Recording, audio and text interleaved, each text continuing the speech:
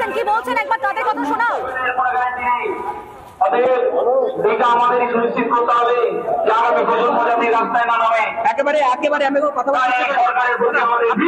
আমরা ন্যায় বিচার চাচ্ছি, আমরা আমাদের যোগ্যদের হয়ে ন্যায় বিচার চাচ্ছি। আজকে আমরা চাকরি হারা, আমরা কোনো অন্যায় করিনি, আমরা কেন আজকে চাকরি হারা এটার জবাব দিতে হবে ডিআইকে। আমরা সরকারকেও চাচ্ছি, আমরা জবাব চাই। একেবারে আমি আরো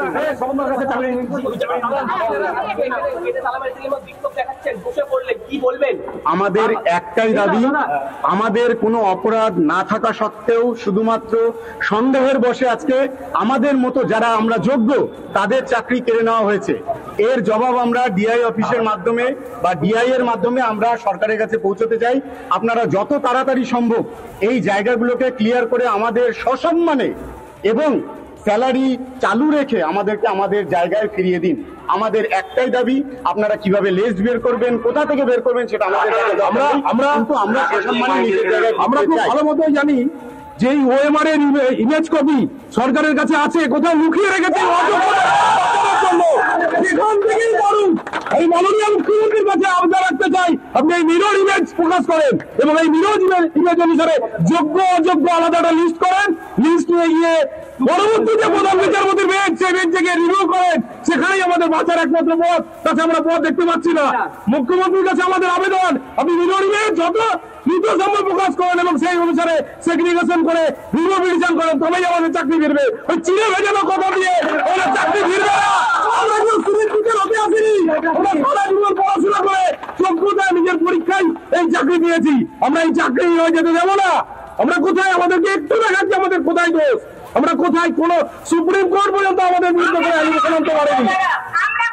বিচার ব্যবস্থার অদ্ভুত একটা নিদর্শন আমরা দেখতে পাচ্ছি। কি দেখতে পাচ্ছি?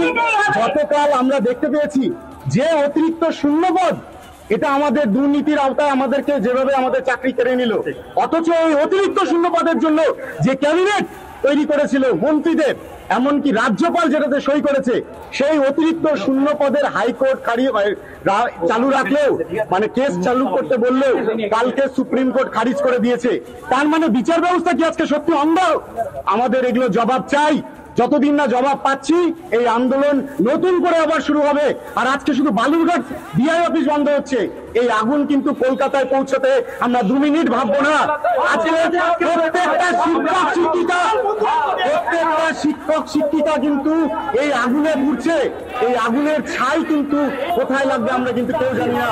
আপনারা একবার ওইদিকে একেবারে যে ছবিটা দেখতে পাচ্ছি আমরা এর আছে বিভিন্ন প্রান্ত জুড়ে, এবং সেখানে কিন্তু ভবিষ্যৎ সন্দিহান রয়েছেন চাকরিহারারা, চাকরি হারিয়ে ফেলেছেন, কিভাবে চাকরি মিলবে দিশেহারা তারা। এবং সেখানে এই যে অতিরিক্ত শূন্যপদ তৈরি করা হয়েছিল, যেখানে নিয়োগের এত দুর্নীতি থাকার জন্যই যে অতিরিক্ত শূন্যপদ তৈরি করা হয়েছিল, এবং সেখানেই দেখা যাচ্ছে যে সেই বিষয়টি পর্যন্ত কিন্তু খারিজ করেছে সুপ্রিম কোর্ট। এবং তা আমরা শুনলাম চাকরিহারারা তারা কিন্তু বিচার ব্যবস্থা নিয়ে প্রশ্ন তুললেন। তবে মেদিনীপুরে এই মুহূর্তে পরিস্থিতি কি, আমরা আরেকবার জানার চেষ্টা করবো সুদীপ্তর কাছ থেকে। সুদীপ্ত, কি হচ্ছে এখন, কি বলছেন চাকরিহারারা?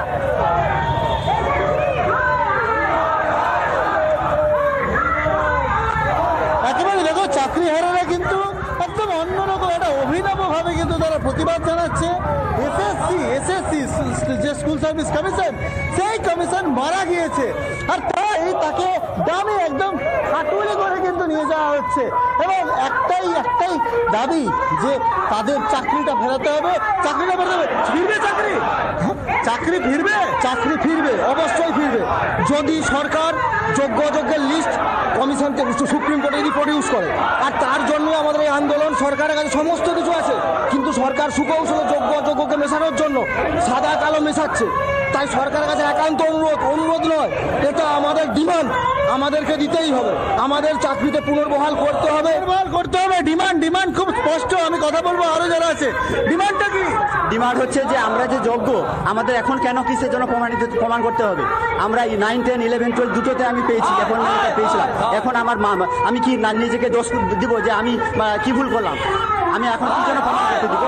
মানে কোনো ভেলকিবাজি চলবে না। আমাকে কিসের জন্য আমার প্রমাণ করতে হবে? একটা জিনিস কারা করছে, ভেলকিবাজিটা কারা করছে?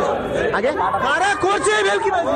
ভেলকিবাজি রাজ্য সরকার করছে। আবার রাজ্য সরকার ভেলকিবাজি করছে, রাজ্য সরকার ভেলকিবাজি করছে, আর তাই তাদেরকে রাস্তায় ঠিক এইভাবে চাকরি হারালা, কারণ তার জন্য তারা চাকরি হারিয়েছেন। এই অভিযোগ আমরা বারবার শুনেছি এবং একই ছবি আরো একবার দেখা যাচ্ছে আজকে। তবে বালুরঘাটের ছবিটা কিন্তু আমরা আরো একবার জানবো। রিপন, এই মুহূর্তে চাকরি আমি দেখতে পাচ্ছি যারা চাকরি হারিয়ে ফিরছেন শিক্ষক শিক্ষিকারা, তারা সেখানে বসে বিক্ষোভ করছেন। আরো একবার শোনাও তাদের দাবি দাবাগুলো, কি বলছেন তারা?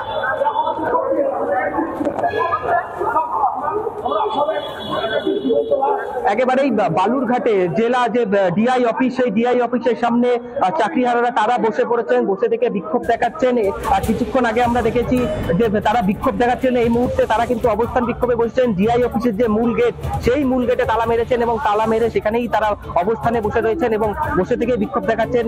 তাদের চাকরি কেন গেল সেই নিয়ে কিন্তু তারা জবাব চাইছেন ডিআই এর কাছে এবং তারা বলছেন যে এই আন্দোলন শুধু বালুরঘাটে নয়, আস্তে আস্তে কিন্তু রাজ্যের যে রাজধানী কলকাতাতে পৌঁছতে 2 মিনিটের সময় লাগবে না, এমনটাই কিন্তু চাকরিহারা তারা কিন্তু হুঁশিয়ারি দিচ্ছেন। অবিলম্বে তাদের রাজ্য সরকার হস্তক্ষেপ করে তাদের ওএমআর শিট বের করুক এবং তাদের যে দাবি দেওয়া তারা যোগ্য এবং যোগ্যদের নিয়োগের যে ব্যবস্থা সেটা রাজ্য সরকার করুক, এমনটাই কিন্তু তারা দাবি জানাচ্ছেন। পিউ,